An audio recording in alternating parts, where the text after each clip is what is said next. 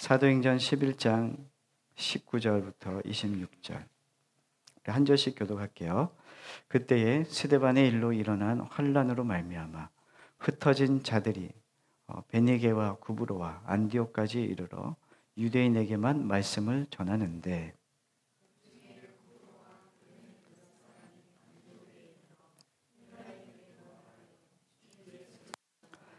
주의 손이 그들과 함께 하심에 수많은 사람들이 믿고 주께 돌아오더라.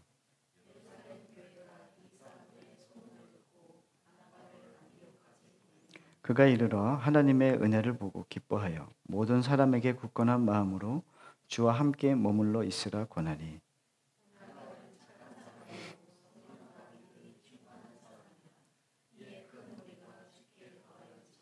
바나바가 사울을 찾으러 다소에 가서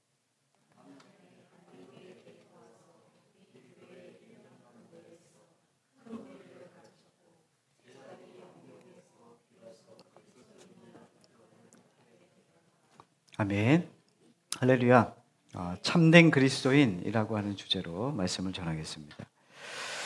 대부분의 사람들은 박수갈채를 갈구합니다. 많은 사람들의 이 박수갈채를 얻기 위해 사람들은 수단과 방법을 가리지 않습니다. 사람들이 연예인을 좋아하는 이유는 윤리와 도덕적이기 때문이 아니라 그들이 받고 있는 박수갈채 때문입니다. 많은 사람의 박수를 받고 있는 그 사람과 개인적인 관계를 맺으면 그 사람에게 가는 박수갈채를 마치 자기도 나누어 가질 수 있다고 사람들은 착각하기 때문입니다. 그러나 참된 그리스도인은 그와 정반대의 사람입니다. 마태복음 6장 2절에 보면 이렇게 기록됐습니다. 그러므로 구제할 때에 외식하는 자가 사람에게 영광을 받으려고 회당과 거리에서 하는 것 같이 너희 앞에 나팔을 불지 말라. 진실로 너희에게 이르노니 그들은 자기 상을 이미 받았느니라. 여러분은 하나님의 상을 의식하면서 살아가는 것 같으십니까? 아니면 사람들의 박수갈채, 사람들의 상, 세상의 상을 받기 위해 나팔을 불면서 살고 있는 것 같습니까? 사람은 이 두 가지로 살게 됩니다. 박수갈채는 자신을 과시하고 세상 사람들로부터 높임과 존경을 받고 싶은 마음을 총칭하는 것이라 얘기하면 되겠습니다.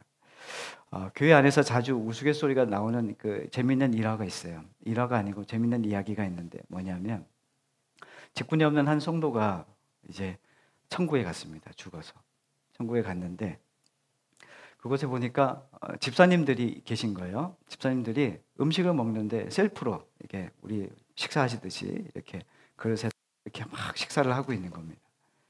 근데 그 직분이 없는 그 성도는 자리에 앉으라 그러는 거예요. 그래서 서비스를 해주겠다 그러는 겁니다. 근데 서비스를 누가 해주나 봤더니 교회 권사님 장로들이 와가지고 서비스를 막 해주는 겁니다. 그래가지고 왜 목사님이 안 보이시지? 그래서 혹시 목사님은 어디 계세요? 그랬더니 목사님은 지금 배달 가셨다고. 그래서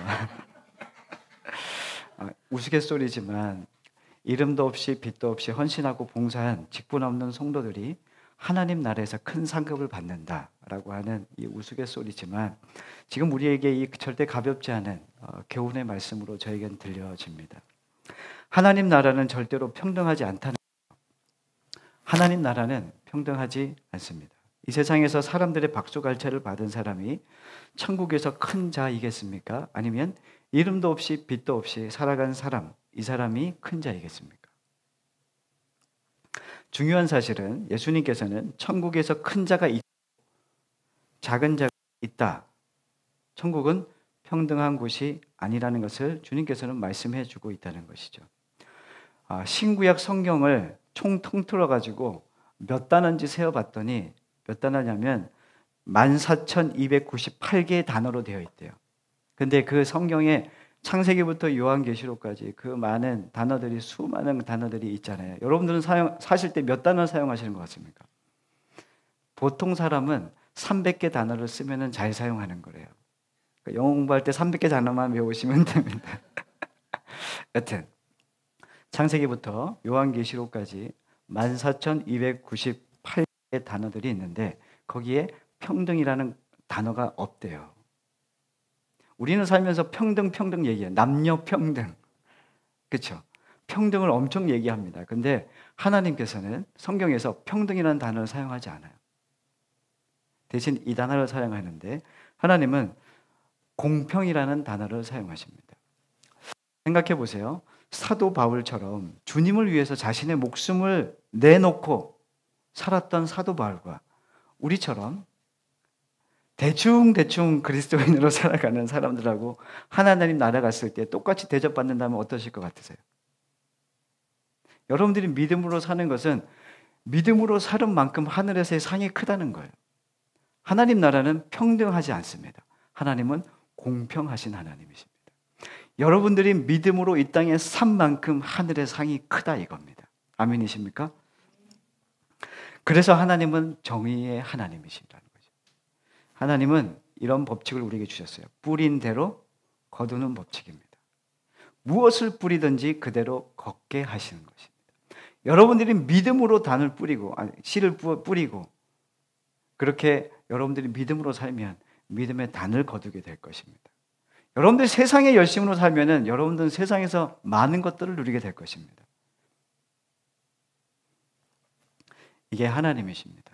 하나님은 공평의 하나님, 심은 대로 거두는 법칙을 우리에게 계속해서 가르쳐주고 있어요.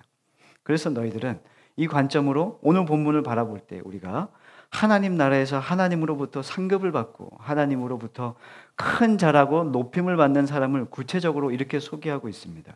자, 오늘 본문은 그 유명한 안디옥 교회 아시죠? 안디옥 교회. 안디옥 교회는 이방 땅에 처음 세워진 초대교회입니다. 당시 복음은 유대인들만의 전유물로만 여겼어요. 그래서 복음을 받아들인 복음을 알았던 유대인들은 절대로 이방인들에게 복음을 전하지 않았어요.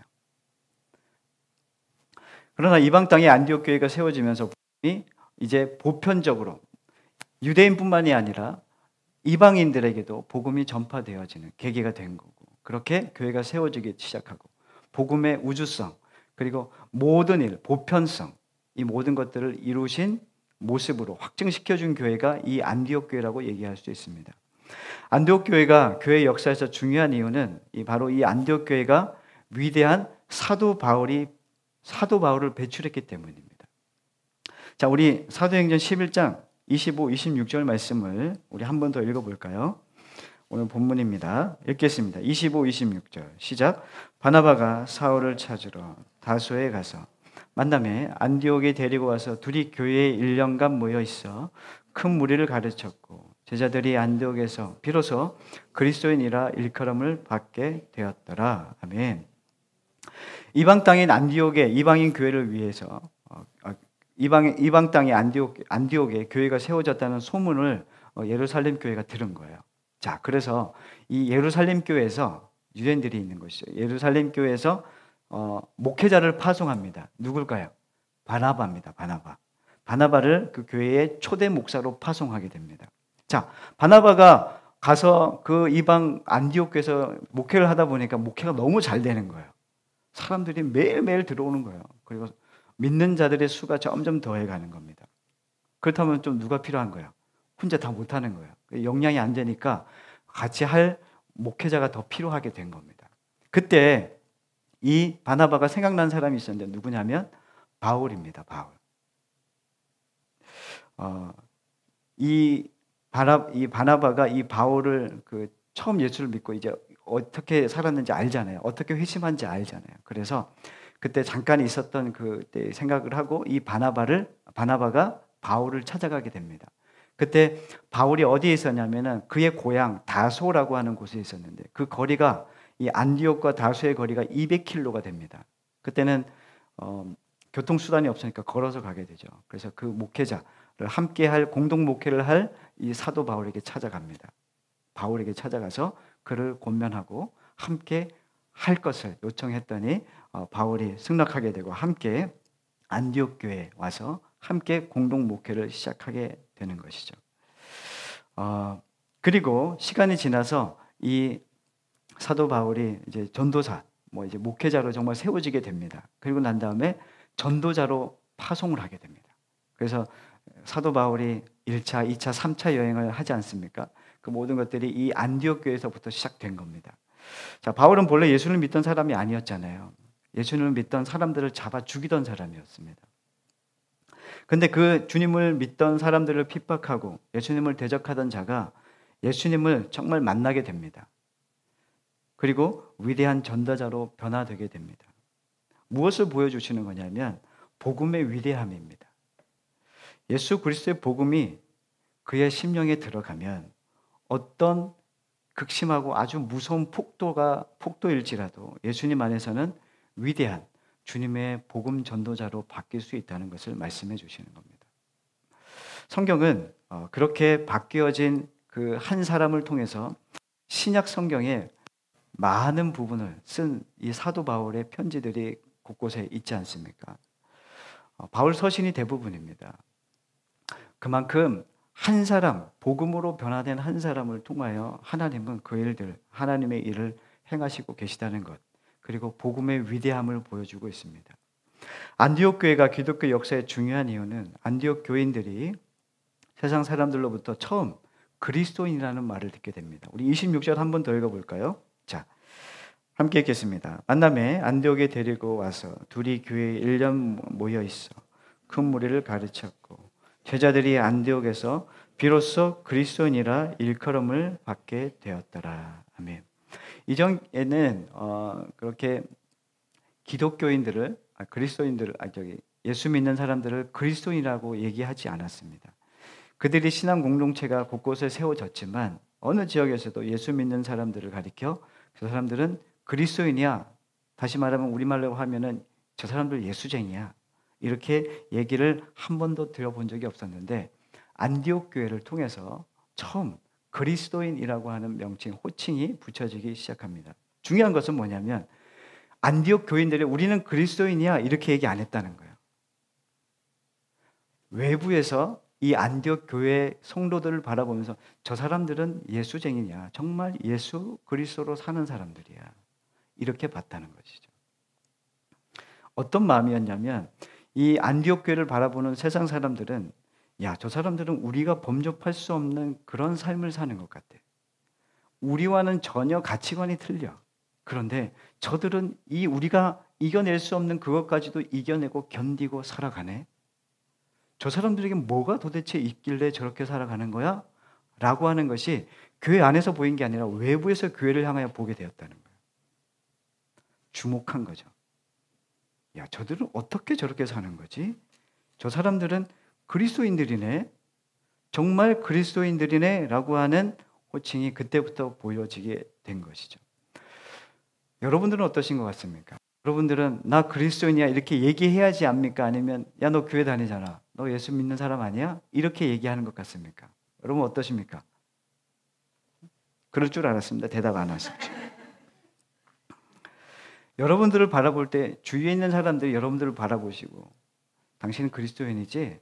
당신 예수 믿는 사람이지? 당신 예수쟁이지? 이런 얘기를 들으시기를 바랍니다. 야, 너 예수쟁이지? 이게 아니라 당신은 예수 믿는 사람이지 그리스도인이죠? 이렇게 우리를 인정해주는, 그리고 그 사람을 그렇게 얘기할 때 우리의 신앙과 우리의 삶의 모습이 세상 사람과 다른 것을 보여줘야 한다는 것이죠. 우리가 우리의 입으로 우린 그리스도인이야 자랑할 이유가 없어요. 여기서 중요한 질문을 던지게 됩니다. 자요. 안디옥 교회가 2000년 교회 역사에서 가장 중요한 교회라면 그 안디옥 교회를 세운 사람들은 어떤 사람일까 궁금하지 않습니까? 야, 도대체 이 교회가 정말 사람들에게 그리스도인이야, 사람들에게 칭송을 받는 자라면 그러면 그 사람들은 어떤 사람인가 라고 하는 어떻게 저 사람들 향해서 박수갈채를 쏟아내고 있는가라고 하는 질문이 우리 안에 있습니다. 자, 그 질문에 대하여 성경은 이야기하고 있는데 오늘 사도행전 8장에 보면은 스데반 순교가 나옵니다. 예루살렘에서 그리스도인들에 대한 핍박이 이 스데반 사건으로 인해서 더욱 심해지면서 이 예루살렘에 있는 그리스도인들이 흩어지게 됩니다. 디아스포라, 그때 그리스도인들에 대한 핍박이 심해지기 시작하면서 각지로 흩어지게 됩니다. 그래서 구브로, 베니게, 안디옥까지 사람들이 흩어지게 되죠. 이들이 흩어져 정착한 곳에서 그들은 어떻게 복음을 전하냐면 유대인들에게만 복음을 전해요. 아직은 하나님께서 흩으셨는데 이 스데반 집사의 순교를 통해서 하나님께서 흩으셨단 말이에요. 그런데 그들이 흩어진 곳에 정착해서 유대인들에게만 또 복음을 전하고 있는 거예요. 아직 이 이방인들에게 복음을 전하는 게 익숙치가 않아요. 왠지 아십니까? 이방인들에게 상종하지 말라 그랬거든요. 그 사람들은 개 같은 사람들이다. 그들과 함께 밥도 먹지 마라. 너 이방 사람들이랑 식사했어? 넌 출교야. 막 이렇게 유대인들 안에서 일어나니까 누가 선뜻 복음을 이방인들에게 전하겠습니까? 이런 상황 가운데 있었다는 거예요. 오늘 말씀에도 그 이야기가 19절에 나와요. 자, 그런 상황 가운데 있던 차에 이제 10절에 사도행전 10장에 보면 베드로가 이방인 고넬료라고 하는 사람에게 복음을 전하는 장면이 나와요. 나중에 집에 가서 한번 보십시오. 10장에 베드로가 고넬료라고 하는 사람에게 복음을 전합니다. 이 사람은 유대인이 아닙니다. 이방인에게 복음을 전하게 되어지는 시간이 된 것이죠. 그런데 이 사실을 예루살렘 사람들이 들은 거예요. 그럼 어떻게 됩니까? 예루살렘 성도들이 베드로를 비난하기 시작하는 겁니다. 야, 너 왜 이방인에게 복음을 전하고 하지 말란 짓 하고 있어? 흩어진 많은 그리스도인들이 구브로와 구레네 살던 사람들이 몇몇 사람들이 이제 흩어졌다가 이제 안디옥이라는 곳에 이제 이주해서 오게 됩니다. 그리고 그들이 이제 유대인들에게만 전하던 복음을 이제 헬라인 이방인들에게 담대하게 복음을 전하기 시작합니다. 잘 보십시오.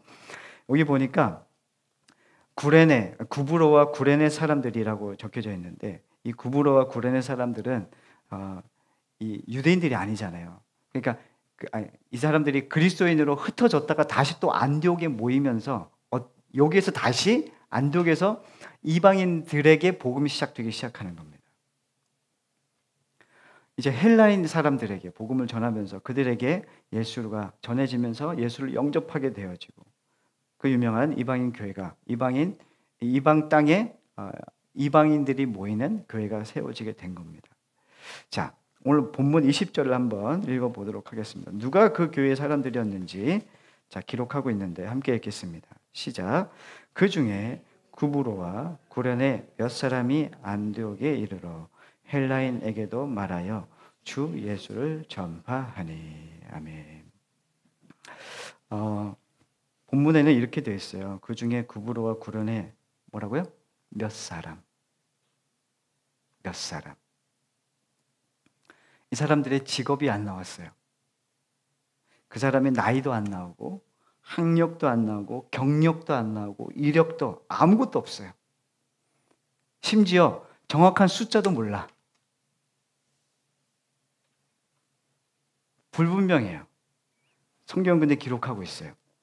그 중에 구브로와 구레네 몇 사람이 안디옥에 이르러 헬라인 사람들에게 복음을 전파하더라. 헬라 원문을 보면은 몇 사람이라고 기록된 게 아니고 이렇게 기록되는데 어떤 사람들이라고 기록되었습니다. 어떤 사람들. 나이도 직업도 경력도 그들이 몇 명인지도 모릅니다. 알고 있는 것은 그들이 아프리카 리비아, 그 사람이 누구냐면은 얘기했던 구브로, 아프리카 리비아, 그리고 구레네 사람은 지중해 사이프러스라고 하는 섬에 사는 사람들이에요. 이 사람들이 이 안디옥에 와서 복음을 전하기 시작했다는 내용밖에는 없습니다. 사도행전은 누가 적은지 아십니까? 사도행전 누가 적었어요? 누가가 적었어요. 누가가 적었다고요? 사도행전과 누가복음과 사도행전은 누가가 기록했습니다. 누가는 어떤 사람이냐면 의사입니다. 의사. 똑똑했다는 이야기예요. 사도행전 16장에 보면은 드로아에서 바울을 만난 이 누가는 주님을 영접해요. 그리고 누가는 사도 바울과 끝까지 함께합니다. 사도 바울과 함께했던 사람들이 다 떠나갔는데 이 누가만은 이 사도 바울이 로마 압송되어서 참수당하기까지 그때까지 계속 함께했던 사람이 이 누가입니다. 누가가 바울과 함께하면서 안디옥 교회에 대한 소식을 많이 들었을 거예요. 안디옥 교회 성도들의 이야기를 다 들었을 겁니다. 그 사람이 누가라는 사람이 기억이 나쁘거나 지혜가 모자란 사람이 아니지 않습니까? 그렇다면 이 누가복음을 보시고 사도행전을 보면 엄청 치밀하고 과학적이고 아주 세밀하게 기록된 복음서인데, 그리고 사도행전인데, 근데 오늘 이 본문만큼은 너무나도 허술하게 적은 거예요. 웬만하면 이름을 적어야죠. 사춘자, 김지형, 최영재 이렇게 적어야 되는데 이름을 안 적었던 거예요. 아니 최소한 그 사람의 몇 명인지는 적어야지. 근데 그런 내용이 하나도 없고 내용은 어떤 사람들로만 기록하고 있다는 거예요. 왜 그렇게 했을까요? 사도 바울은 누가에게 분명히 이렇게 얘기했을까요? 이 안디옥 교회 성도들은 세상 사람들이 그리스도인이라고 칭송하고 그렇게 바라봤던 세상 사람들의 눈을 그렇게 그 사람들의 모습을 보여줬던 이 안디옥 교회 성도들은 자신의 이름을 냈던 사람들은 아니었던 것은 분명합니다. 자신들이 박수를 받을 만한 일을 했음에도 불구하고 자랑하지 않았다는 것은 분명한 거예요.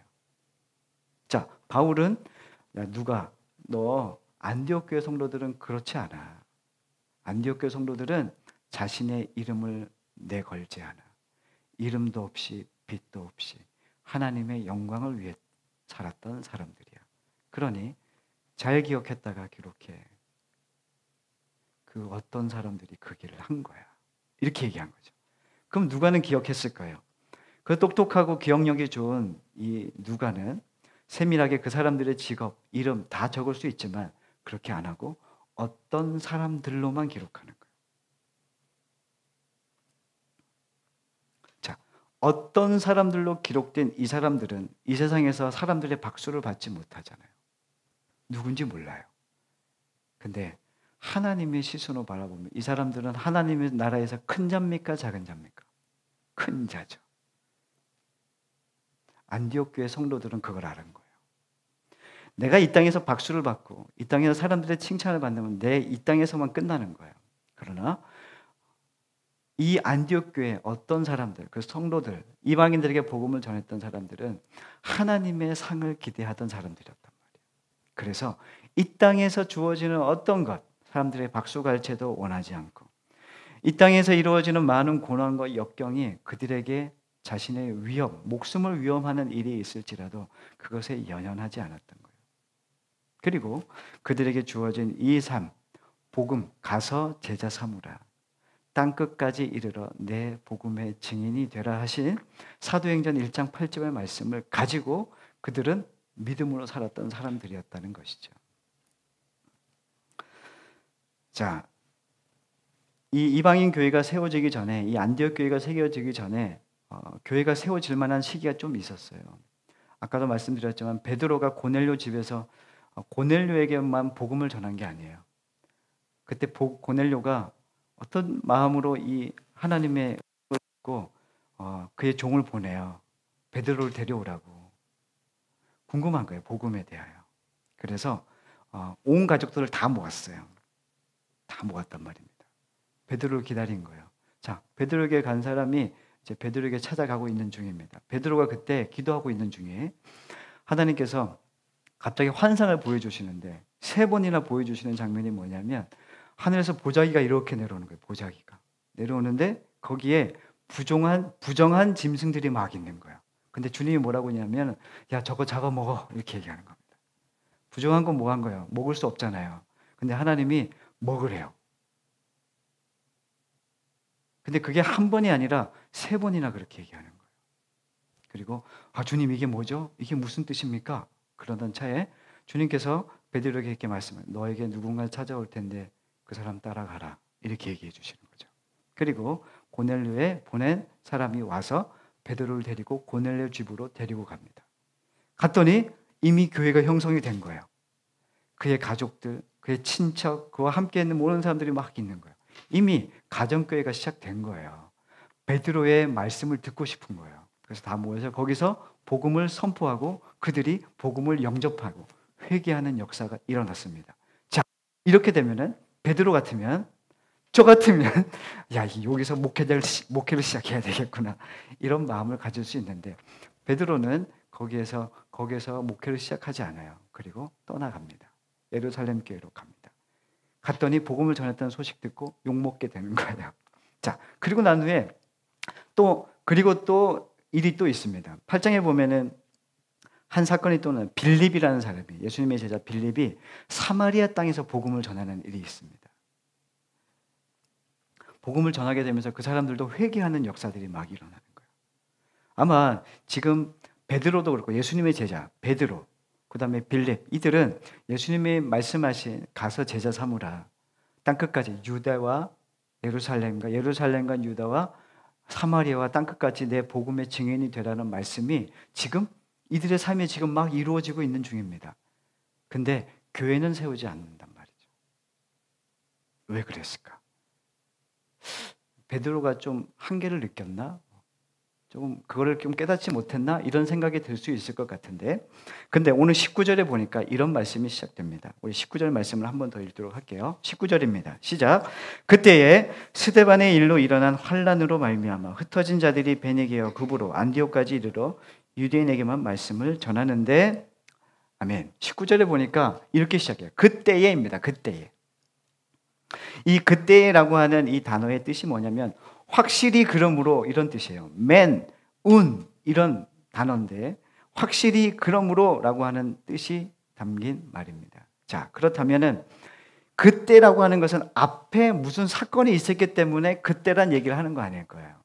자, 그건 뭐냐면 자기가 겸손한 그리스도인들이라고 얘기하지 않는 안디옥 이 사람들, 이 이방인 교회 성도들, 이들이 교회를 세우기 전에 고넬료 집안에 복음이 전파되고, 그리고 빌립을 통하여 사마리아 땅에 복음이 전파되고, 그 일들이 수없이 일어나고 난 다음에 하나님께서 그러한 시간, 스데반의 죽음도 겪게 하시고, 그 시간이 지난 다음에 그때에 무엇이 이루어지냐면 예루살렘 교회도 이방인들에게 복음을 전하는 것을 기쁘게 여기는 사건이 있어지게 된 다음에 교회가 세워진다는 거예요. 사도행전 11장 18절 말씀을 한 번 더 볼까요? 18절 말씀입니다. 읽겠습니다. 시작. 그들이 이 말을 듣고 잠잠하여 하나님께 영광을 돌려 이르되, 그러면 하나님께서 이방인에게도 생명 얻는 회개를 주셨도다 하니라. 예루살렘 교회가 이방인들에게 복음을 전하는 걸 싫어했단 말이에요. 왜? 이건 우리 거니까 이방인에게 전하면 안 돼. 그런데 복음을 전한 예수님의 제자들, 베드로, 빌립, 많은 제자들이 복음을 전하는 소식을 듣고 난 다음에 회개의 소식이 막 예루살렘 교회에 들리기 시작하는 거예요. 그때 이 예루살렘 교회 성도들이 깨달은 거예요. 아, 이게 하나님께서 일하시는 거구나. 이 하나님의 때구나. 하나님의 때구나. 하나님께서 생명을 얻게 하는 회개의 역사를 지금 일으키시고 계시는구나. 그때 예루살렘 교회도 알게 된 거예요. 그 후에 19절에 넘어와서 그때의 안디옥 교회가 시작되게 되었다는 거예요. 자, 이게 우리에게 매우 중요한 부분인 거죠. 그러니까 예루살렘 교회 필요 없어. 너희들 복음을 이방인들에게 복음 안 전하면 내가 전할게. 이게 아니라 모든 이들이 알아들을 수 있게 되었어요. 아, 이게 하나님의 역사구나라는 것을 알게 된 후에 이방인 교회의 안디옥이라고 하는 곳에 교회가 세워지게 된 거예요. 하나님의 일하심이 이런 거예요.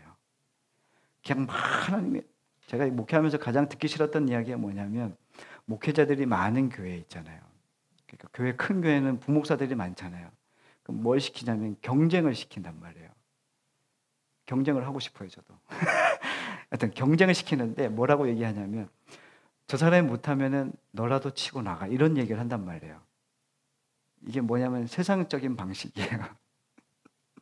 그러면은 어떤 사람이 돋보이면 어떤 사람은 어떻게 되는 거예요? 네, 사람들에게 사람들은 성도님들은 평가하기 좋아하죠. 여러분들 평가 잘하잖아요. 평가하기 좋아하잖아요. 그래서 어떤 사람이 뭔가를 잘 해내고 어떤 사람이 행사를 잘 해내고 하면은 비교 대상을 만들어 버려요. 근데 그렇게는 교회가 세워지지 않아요. 성도님들 주의하셔야 됩니다. 우리 교회는 여기서 끝날지 어떻게 커질지 잘 모르겠지만 하나님 어떻게 하실지 모르겠어요. 근데 만약에 교육자들이 많아지고 하면은 경쟁을 하면 안 되는 거예요. 이 안에서 서로 협력하여 하나님의 교회를 이루어 가야 되는 거죠. 자, 이해가 필요한 거예요. 그리고 모든 사람이 그 받을 만한 은혜의 어떤 마음의 상태를 만들어 가시는 거예요. 예루살렘 교회나 이방인 교회나 모두 주님의 교회였다는 거예요. 그것을 주님께서 설명해 주시고 깨닫게 해 주신 다음에 이방인 안디옥, 이방인 땅인 이 안디옥에다가 이방인 교회, 최초의 교회를 주님께서 설립하시게 되는 겁니다. 자, 그 사람들, 그 교회를 시작한 사람들은 어떤 사람들입니다. 어떤 사람들. 여러분들은 어떤 사람이 되고 싶습니까? 아니면 여러분들의 이름을 내걸고 살고 싶습니까? 자, 믿음의 그리스도인이면은 이름은 좀 알려줘야 되는 거 아닙니까? 저 그런 날이 있었어요. 야, 나도 저도 올포원이나 저런 기독교 TV 한번 나와봤으면 좋겠다. 아, 그런 생각 안 합니까? 저 했어요. 안 합니까? 뭐 나쁜 겁니까? 할 수 있잖아요. 그런 생각을 한 것 자체가 제 마음이 어떤 게 있냐면 여전히 사람의 박수를 원하고 있는 저의 모습인 거죠. 근데 주님은 그거 원하지 않잖아요.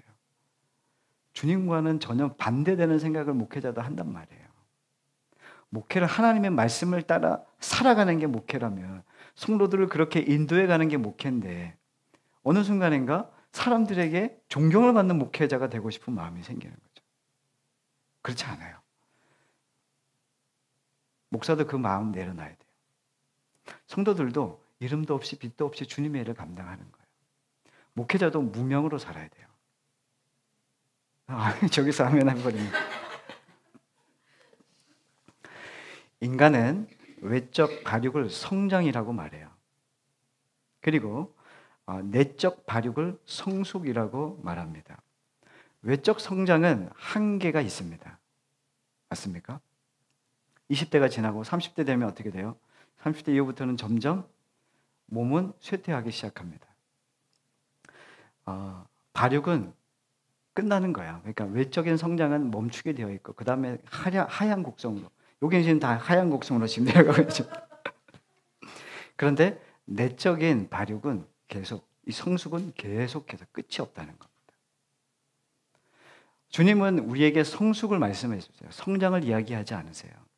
여러분들의 신앙도 성장하지 마시고 성숙하게 가셔야 됩니다. 내적인 성장, 내 성품이 예수님을 닮아가는 겁니다. 여러분들이 뭐 얼마나 더 커지겠어요? 저 아무리 커져도 준호만큼 안 커져요. 끝났어요. 이미 끝난 거예요. 준호는 이미 다 컸어. 어릴 때부터. 저는 이미 어릴 때부터 못 컸기 때문에 안 되는 거예요. 한계가 있다는 거죠. 그러나 모든 그리스도인은 성숙해져 갈 수 있습니다. 끝이 없습니다. 주님의 그 성품은 닮아가려도 너무나도 그 성품이 위대하시고 깊으셔서 그 성품을 우리는 계속 닮아가야 되는 겁니다. 저는 그래서 오늘 이 시간 우리 교회의 지향점에 대해서 한번 세 가지만 이야기하고 마칠게요. 우리는 교회가 어떤 지향점을 가져야 되냐면 성장이 아닌 성숙으로 갔으면 좋겠습니다. 우리의 목적은 겉사람이 자라는 것이 아니라 속사람이 자라나는 것을 우리의 중요한 포인트로 가지고 목적을 가지고 그렇게 날로 성숙해가는 교회가 되길 원합니다. 볼 때마다 여러분들의 성숙한 모습들이 보여지길 원합니다. 두 번째는 최고의 사람이 아니라 최선을 다하는 사람이 되길 원합니다. 최선의 사람은 세상의 박수 갈채가 아니라 하나님이 주실 상을 바라보고 가는 사람입니다. 최고의 사람은 사람들의 박수를 원하겠지만 최선의 사람은 하나님께서 주실 상만 바라봅니다. 내 표대는 어디입니까? 하나님 나라입니다. 이 믿음으로 우리가 갔으면 좋겠어요. 연예인들이 여지없이 인기에 요즘에 보니까 어떤 영화 배우 한 사람이 젊은 사람인데 마약으로 인해서 완전히 떨어진 사람이 있어요. 그 사람 상당히 연기를 잘한다는 박수를 받던 사람이었거든요. 근데 박수는 진동이에요. 그리고 없어지는 거예요. 인기라는 말이 뭐냐면 인기라고 하는 단어가 사람 인자, 사람의 귀를 받는 거예요. 그러면 사람들이 박수를 쳐줄 때만 이 사람은 힘이 나는 거야. 연예인들은 인기를 받고 살잖아요. 사람들의 관심과 인기를 받잖아요. 근데 그거는 사람들의 박수는 진동이란 말이에요. 사라지고 마는. 근데 그게 중요한 게 아니라는 것이죠. 사람들의 박수가 없어도 영원히 우리의 마음 가운데 우리를 단단하게 하고 흔들리지 않게 하는 그게 뭐냔 말이에요. 하나님을 믿는 사람은, 주님의 나의 주인으로 모신 사람은 하나님이 주실 상만 바라고 가는 거예요. 그거는 절대 빼앗기지도 않고 없어지지도 않고 소멸되지 않는 나라, 그 상을 바라고 나아가시는 우리는 교회가 되었으면 좋겠습니다. 세 번째는 주님의 심판을 믿었으면 좋겠어요. 오늘날 그리스도인들의 신앙생활에서 심판이라는 단어가 실종됐어요. 심판? 마지막? 생각하지도 않아. 사실 이 심판에 대해서 설교하면, 회개에 대해서 설교하고 심판의 마지막이 온다, 죽음에 대해서 얘기하면 사람들이 되게 불편해합니다. 바울이 가이사랴 감옥에서 2년 동안 투옥 생활을 했어요. 그때 벨릭스라고 하는 총독이 찾아와요. 야, 바울, 네가 얘기하는 복음 좀 들어보자. 이렇게 옵니다. 총독이 와가지고 갇혀있는 바울에게 질문합니다. 바울아, 네가 전하고자 하는 예수, 그 그리스도의 도가 뭐냐? 좀 핵심만 얘기해봐. 내가 좀 들어볼게. 이렇게 얘기하죠. 그러자 사도 바울이 이렇게 얘기합니다. 사도행전 24장 25절. 우리 한번 찾아볼까요? 사도행전 24장 25절. 아주 사도 바울이 명확하게 기독교에 대하여 딱 세 단어로 정리합니다. 자, 25절, 24절, 24장 25절입니다. 시작. 바울이 의와 절제와 장차 오는 심판을 강론하니 벨릭스가 두려워하여 대답하되 지금은 가라, 내가 틈이 있으면 너를 부르리라 하고. 아멘. 지금 사도 바울이 복음에 대해서 어떻게 설명하냐면 의와 절제와 장차 올 심판에 대해서 얘기한단 말이에요. 이게 복음의 핵심이에요. 복음의 핵심. 의가 뭡니까? 의는 하나님과의 바른 관계를 의라고 그러는 거예요. 의, 하나님의 의. 그리고 절제라는 단어는 뭐냐면 우리는 생각하기에 절제를 절약이라고 얘기해요. 절약하자. 돈을 절약해서 쓰고 뭐 이런 의미로 되어 있지만 이 원뜻은 어떤 의미냐면은 잘라낸다는 의미입니다. 절제라는 의미입니다. 잘라낸다. 우리 물을 탁 자르듯 잘라내는 거죠. 그걸 성경에서는 다른 말로 뭐라고 얘기하냐면 거룩이라고 얘기하는 거예요. 구별됨. 하나님과 세상과 하나님을 겸하여 섬길 수 없어요. 하나님의 사람들은 심판을 믿는 기독교의 본질은 뭐냐면 세상과 하나님, 이것을 겸하여 섬길 수 없어요. 분명히 구분 지어야 돼요. 구별된 삶. 그걸 거룩한 사람이라고 얘기합니다. 그리고 심판에 대해서 얘기하시는 거죠. 우리 신경 오늘 고백했지 않습니까? 저리로서 산자와 죽은 자를 심판하러 오시리라. 우리는 매주 사도신경을 고백합니다. 근데 심판에 대해서는 생각하지 않아요. 마지막이 있고 끝이 있다는 것을 생각을 안 하는 사람들이 대부분 많단 말입니다. 여러분들에게 질문합니다. 여러분들은 심판을 믿습니까? 심판을 믿는 사람은 자기 삶 속에서 잘라낼 것을 잘라냅니다. 심판이 있다고 믿지 않기 때문에 잘라내야 될 것을 안 잘라내는 겁니다. 자, 다시 한번 여러분들이 질문하겠습니다. 여러분들은 정말 심판을 믿습니까? 잘라내야 될 것을 잘라내고, 그런 사람만 결과적으로 주님과의 바른 관계를 평생 갖고 살 수 있다는 거예요. 예를 들어 보겠습니다. 학교에 1000명의 학생들이 있다고 생각해 보세요. 1000명의 학생들. 담임 선생님이 얘기합니다. 학생들에게, 자, 오늘이 며칠이에요? 15일이니까. 자, 다음 주 22일 주일에 시험 있다. 이렇게 얘기합니다. 시험 있다. 이렇게 얘기합니다. 자, 그때 여러분, 시험을 공부하는 사람은 어떤 사람일까요? 자, 시험이 중요하지 않다고 생각하는 친구들은 시험 공부 안 합니다. 왜? 시험이 중요하지 않으니까. 또 시험에 대해 관심이 없는 사람은 공부하지 않습니다. 논단 말입니다. 자, 그러나 시험이 자기의 인생에서 얼마나 중요한지 깨닫는 사람만 시험 공부를 합니다. 시험 일자를 세가면서 시험이 발표되는 그 순간부터 시험 공부를 시작합니다. 그럼 뭐 해야 됩니까? 내가 좀 놀아야 될 것들에 대해서 좀 잘라내야겠죠. 이해되십니까? 하나님의 심판을 믿는 사람은 그 하나님께서 마지막 때가 분명히 온다. 근데 그때는 나는 몰라. 너희들은 몰라. 절대 알 수 없어. 하나님만이 아셔. 그러면 그 마지막 때를 기다리며 주님의 심판이라는 것을 아는 사람은 자신의 삶을 정돈하기 시작한다는 거죠. 이게 성숙으로 가는 길입니다. 자, 호주와 하와이 사이에 나우루라고 하는 작은 섬이 있었대요. 근데 이 섬은 나라였어요. 나라. 1만 명 정도 나라인데 지금으로 우리 얼마나 크기가 작냐면은 그 울릉도의 3분의 1 정도입니다. 근데 그 섬이 나우루라고 하는 나라였습니다. 자, 그 섬은 수많은 새들이 그곳에 와서 이렇게 정착을 하고 왔다 갔다 하면서 거기에 새들이 많으니까 뭘 합니까? 배설을 하게 되는 거예요. 그래서 배설을 많이 해가지고 거기에 있는 산호들하고 그 다음에 이 배설물이 합쳐져 가지고 뭐가 생겼냐면은 인광석이라고 하는 아주 중요한 그 비료를 만드는 주재료, 중요한 재료로 인광석이라고 이것을 사용하는데 거기에서 인광석 완전히 그냥 섬이 된 거예요. 자, 이 소식이 세상에 막 유럽으로 막 알려지기 시작하던 차에 1888년도에 독일이 그 사실을 알고 난 다음에 이 나우루라고 하는 이 나라를 점령해 버려요. 그리고 그 주민들을 포로를 잡고 일을 시키는 겁니다. 인광석을 캐도록 막 시킵니다.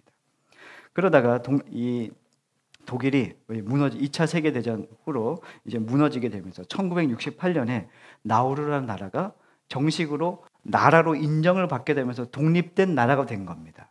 자, 그때부터 이 독립과 동시에 이 인광석 광산이 된 이 나라, 완전 나라가 전체가 광산이 된 거예요. 사람들이 인부로 살던 사람들이 갑자기 돈벼락을 맞아버린 겁니다. 이걸 팔면 엄청난 부를 얻게 되는 거예요. 그래서 이 1만 명이 되는 국가 주민들이 얼마나 돈이 많았냐면은 1980년도 제가 태어났던 해인데요. 1인당 국민소득이 2만 달러였대요. 2만 달러. 우리나라가 2만 달러가 언제 됐냐면은 2007년도에 2만 달러가 됐는데 1980년에 1인당 국민소득이 2만 달러가 된 나라. 자, 이건 잘 이게 안 와. 그래서 어떤 거냐면 모든 교육비, 모든 의료비가 다 공짜야. 그리고 나라에서 집 한 채씩 다 주는 거예요. 그냥 무상으로 다 주는 거예요. 나우루 그 나라 한번 찾아보십시오. 네, 다 주는 거예요. 무료로 다 줘요. 근데 이 나라 사람들이 한 번도 밖에 나가본 적이 없어요. 외국에. 그래서 어떻게 하나 그러다가 그들이 비행기를 샀어요. 그래서 전세를 낸 이 전세기를 타고 세계 각 나라를 여행하기 시작합니다. 돈이 많으니까. 오늘 좀 호주 가서 쇼핑 좀 해야겠네. 전세기 타고 쇼핑 가고. 오늘은 좀 럭비 경기를 좀 봐야겠네. 그러면 전세기 타고 가고 이랬던 겁니다. 돈이 많아서 돈을 어떻게 써야 되는지 모르는 거예요. 먹고 사는 거, 먹는 거 그들은 전혀 해먹지 않았대요. 그리고 뭐 했냐면 다 가공된 식품들을 다 수입해서 그냥 조리해서 그냥 먹는, 그냥 까서 그냥 먹는 그런 어떤 식습관이 그들한테 생긴 거죠. 그러던 차에 90년대에 들어와서 문제가 발생하게 됩니다. 인광석이 이제 이 광석이 끝이 보이기 시작하는 거예요. 2003년 공식적으로 인광석이 바닥이 났습니다. 그 섬에서.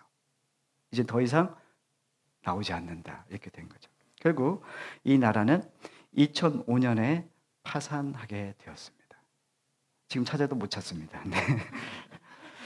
나우루라는 나라, 이 사람들처럼 우리의 생명이, 이 사람들은 생각이 그거였거든요. 인광석은 영원할 거라고 생각한 거예요. 자신의 부를 가지고 열심히 누렸던 사람들이죠. 이 사람들이 어떻게 됐냐면 이 사람들이 날마다 놀다 보니까 전국적으로 사람들이 다 놀잖아요. 전국적으로.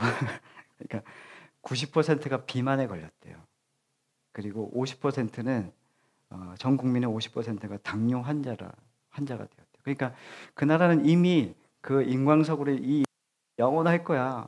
나에게 영원한 부를 줄 거고 영원히 우리를 행복하게 해줄 거야라고 생각하면서 자신의 삶을 전혀 돌보지 않았던 거예요. 그냥 먹고 즐긴 거죠. 결국에는 그 나라 사람들도 모두 병에 걸리고 중요한 것은 그 나라 자체가 사라지게 된 것이죠. 아무런 그 마지막 때를 준비하지 못한 거예요. 사실은 이 예화를 제가 드렸지만 우리도 그렇게 생각할 때가 많습니다. 내 생명이 영원할 거라고 생각해요. 영원할 거라고 하는 내 재능도, 내 가진 것도, 내 지혜도 영원할 거라고 생각하는 것이죠. 그러나 하나님께서 우리에게 가르쳐 주신 지혜는, 진정한 지혜는 내 생명이 언젠가는 끝난다. 이 시기를 나는 알지 못하고 하나님만이 아시기에 오늘 그리스도인으로 걸어야 할 길을 최선을 다해서 걸어가는 것. 이것이 참된 그리스도인의 지혜라고 얘기할 수 있겠습니다. 오늘 본문에 어떤 사람들이라고 기록된 익명의 그리스도인들은 자기를 가리면서 하나님의 나라를, 하나님 나라에서 받을 상급을 위해서 살았던 사람들이에요. 바울과 베드로 역시 사람들은 바울과 베드로를 다 알았어요. 그 사람은 위대한 사람들이었어요. 그런데 이들은 가는 곳곳마다 자신의 이름을 내지 않았어요. 자신들은 이미 유명했어요. 그런데 그들은 가는 곳곳마다 자신의 생명을 걸고 주님을 쫓았단 말입니다.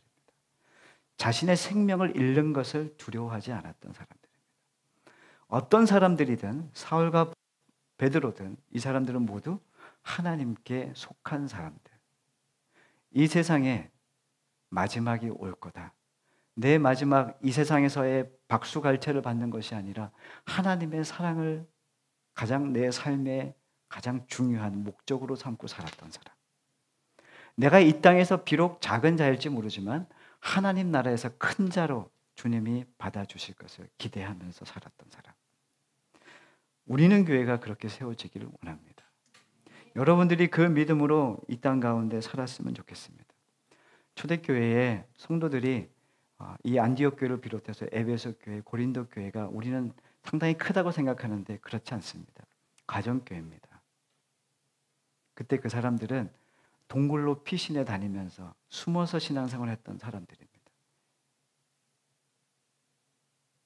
우리 교회 같지 않습니까? 근데 세상의 평가, 세상의 박수갈채, 세상의 관심, 사실 우리는 우리 교회에 대한 관심이 별로 없을 거예요. 세상은 뭐 교회 저희 교회 왔네. 그런데 중요한 건 뭐냐면 우리가 중요한 거예요. 우리는 이 세상의 사람들의 박수갈채, 사람들의 관심을 받고 사는 교회가 아니라 하나님의 우리에게 주실 그 상을 목적으로 이 땅 가운데 주님의 복음을 전하는 사명자로 서 있다는 거예요. 이게 그리스도인입니다.